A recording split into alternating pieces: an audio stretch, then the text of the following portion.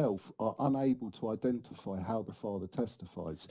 Jesus makes the claim that he is not alone, and he makes the claim that the Father testifies, but neither Trinitarians or Unitarians can actually show the fruition, how the Father actually testified. They don't know. They got no idea. Actually, we do though. He's a witness. And that's what a witness is.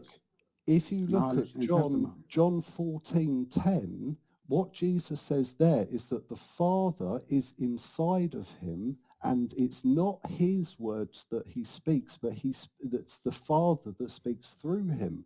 So if we then go back to John 8, what we can understand is that when Jesus is saying that he's not alone and that the Father testifies, it's actually Jesus that's testifying for himself as the Son in his humanity, and he testifies for himself as the Father in his divinity. Right. Let me but he's you confused. Okay. And so, wait, let me just finish quickly. And then in verse 19, if you highlight verse 19, it says, they said to him, therefore, where is your Father?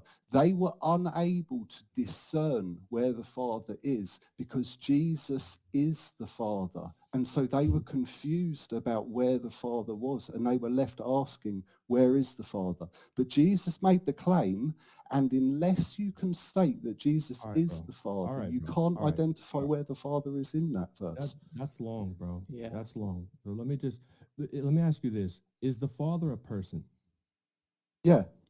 Is the Son a person?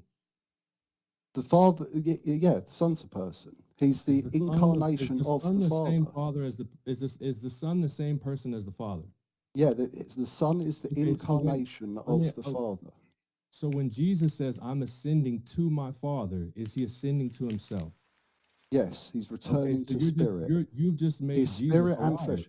I mean, no. What you're saying is just nonsense, bro. It doesn't God make any has sense, a celestial body. You believe something.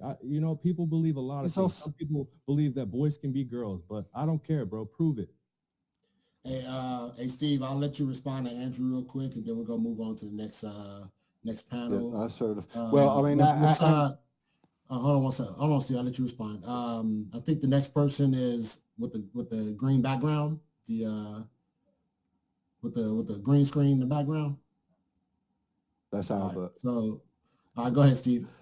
Yeah, well, I mean, Andrew didn't comment on anything that I said there in John 8 as to actually where the Father was. Hey, Andrew, let him respond. Andrew, let him respond. Let him respond. Andrew, if you want to respond, you can just simply tell me where the Father is in this scenario. Because Jesus makes the claim that the Father testifies. And so if you have discernment, then you can discern where the Father is, how the Father testifies. I lack discernment. That's the problem. Yeah. Okay. So just answer the question then. Because I've already given you the answer. So your question is where the Father is. Jesus says, I'm ascending to the Father. So obviously in John 8 here that we've got on the screen, Jesus is making the claim that the Father testifies. So how did the Father testify? How is Jesus ascending to the Father when he is the Father, bro? I'm just asking you, how did the Father testify in John 8?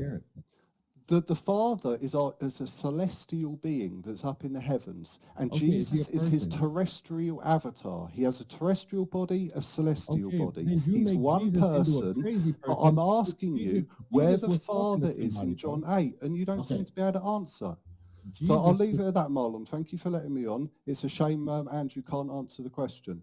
But hopefully your listeners actually heard me answer and say that the Father is inside of Jesus and he testifies through Jesus, and that's how the Father testified in John 8.